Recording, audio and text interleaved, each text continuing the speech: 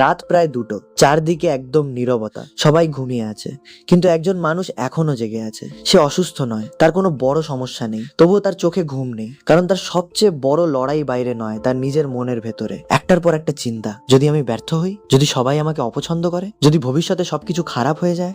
বন্ধু, যদি এই কথাগুলো আপনার কাছেও পরিচিত মনে হয়, তাহলে আজকের ভিডিওটি আপনার জন্য। আজ আমরা জানবো ওভার থিঙ্কিং কি, কেন এটি ধীরে ধীরে আমাদের জীবনকে প্রভাবিত করে, আর কিভাবে কিছু ছোট অভ্যাস আমাদের এই চক্র থেকে বেরিয়ে আসতে সাহায্য করতে পারে। ভিডিওটি শেষ পর্যন্ত দেখুন, হয়তো আজকের এই কয়েক মিনিট আপনাকে নতুনভাবে ভাবতে সাহায্য করবে। ওভার থিঙ্কিং আসলে কি? ধরুন আপনি একটি বীজ মাটিতে লাগালেন, পরদিন সকালে সেটি খুঁড়ে দেখলেন গাছ হয়েছে কি না, দুপুরে আবার দেখলেন, সন্ধ্যায় আবার দেখলেন। বলুন তো, বীজটি কি গাছ হবে? কখনোই না, কারণ আপনি তাকে বেড়ে ওঠার সময়ই দিলেন না। আমাদের চিন্তাও ঠিক এমন, একবার ভাবা দরকার, দুবার ভাবাও দরকার, কিন্তু একই বিষয় বারবার ভাবা কোনো সমাধান নয়। এটি শুধু আমাদের শক্তি, সময় আর মানসিক শান্তি কেড়ে নেয়। ওভার থিঙ্কিং মানে বেশি চিন্তা নয়, একই চিন্তার ভেতরে বারবার আটকে থাকা। একটি ছোট গল্প। একটি গ্রামের একজন দক্ষ কাঠমিস্ত্রি খুব সুন্দর টেবিল বানাতেন। একদিন তার ছেলে একটি টেবিল বানালো। সে ভাবলো আরো একটু ঘষি, তারপর আবার ঘষলো, আবার ভাবলো এখনো ঠিক হয়নি। এভাবে ঘষতে ঘষতে টেবিলের কাঠই খুব পাতলা হয়ে গেল। বাবা হেসে বললেন, কিছু জিনিস একসময় থামিয়ে দিতে হয়।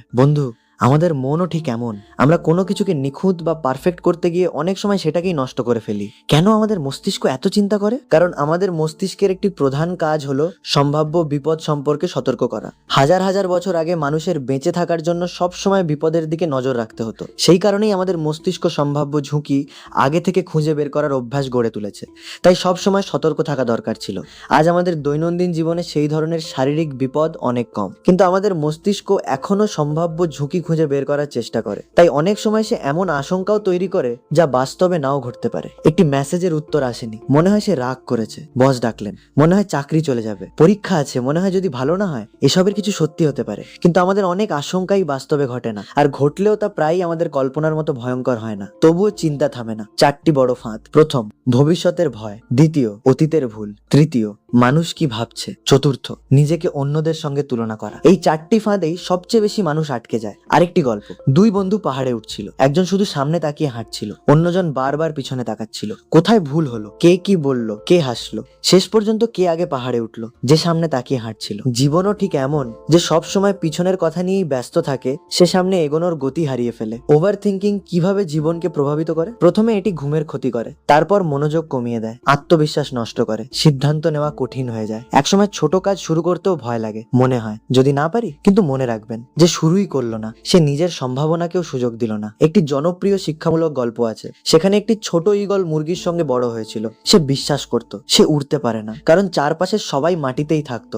একদিন সে আকাশে একটি বিশাল ঈগলকে উড়তে দেখলো। সে জিজ্ঞেস করলো, ও কে? মুরগিরা বলল, ওদের মতো হওয়া আমাদের পক্ষে সম্ভব নয়। ছোট ঈগল সেটাই বিশ্বাস করলো, আর কোনোদিন ওড়ার চেষ্টাই করলো না। বন্ধু, আপনিও কি সেই ঈগলটির মতো সমাজ বা পরিস্থিতির কথা শুনে নিজের ওড়ার ক্ষমতাকে ভুলে বসে আছেন? অনেক সময় আমাদের সবচেয়ে বড় সীমাবদ্ধতা বাস্তবতা নয়, আমাদের নিজের বিশ্বাস।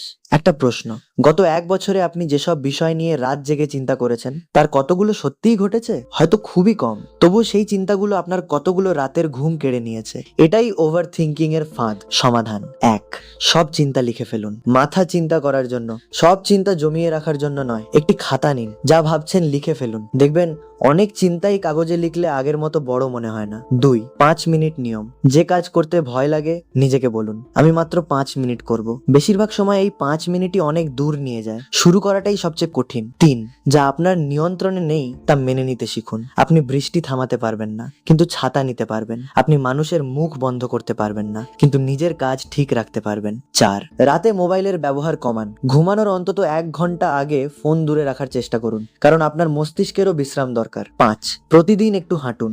20 মিনিট হাঁটা, গভীর শ্বাস নেওয়া এবং কিছু সময় প্রকৃতির মধ্যে কাটানো। এসব অভ্যাস অনেক মানুষের মানসিক চাপ কমাতে ও মনকে শান্ত রাখতে সাহায্য করতে পারে। শেষ গল্প। একটি সুন্দর গল্প আছে। একজন বৃদ্ধ প্রতিদিন নদীর ধারে বসতেন। একদিন একজন ছেলে জিজ্ঞেস করলো, আপনি প্রতিদিন এখানে কেন আসেন? বৃদ্ধ বললেন, কারণ নদী আমাকে একটি শিক্ষা দেয়। ছেলে বলল, কি শিক্ষা? বৃদ্ধ হাসলেন, বললেন, নদী কখনো নিজের পানি আটকে রাখে না, সে চলতেই থাকে, তাই তার প্রবাহ কখনো থেমে যায় না। মানুষও যদি শুধু চিন্তা জমিয়ে রাখে তাহলে মন ভারী হয়ে যায়, কিন্তু যদি কাজ করতে থাকে তাহলে জীবনও সামনে এগিয়ে যায়। শেষের বার্তা, বন্ধু, জীবনের সবচেয়ে বড় যুদ্ধ বাইরের মানুষের সঙ্গে নয়, নিজের মনের সঙ্গে। সব প্রশ্নের উত্তর আজই পাওয়া দরকার নেই, সব সমস্যার সমাধানও আজই হবে না, কিন্তু আজ একটি ছোট পদক্ষেপ নেওয়া সম্ভব, আজ একটি কাজ শুরু করা সম্ভব, আজ একটি ভালো অভ্যাস গড়ে তোলা সম্ভব। আর সেই ছোট অভ্যাসই একদিন বড় পরিবর্তনের শুরু হতে পারে। মনে রাখবেন, অতিরিক্ত চিন্তা ভবিষ্যৎ বদলায় না, কিন্তু আজকের একটি ছোট কাজ ভবিষ্যৎ বদলে দিতে পারে। তাই আজ সিদ্ধান্ত নিন, আপনি আর শুধু চিন্তার বন্দী হয়ে থাকবেন না, কাজ শুরু করবেন।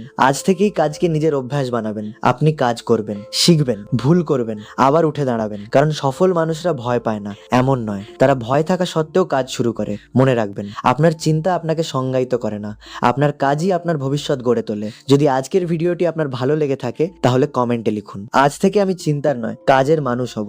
ভিডিওটি এমন একজনের সঙ্গে শেয়ার করুন যে হয়তো নীরবে এই যুদ্ধ লড়ছে। পরবর্তী ভিডিওতে আবার দেখা হবে। ভালো থাকুন, সুস্থ থাকুন আর নিজের স্বপ্নের ওপর বিশ্বাস রাখুন। ধন্যবাদ।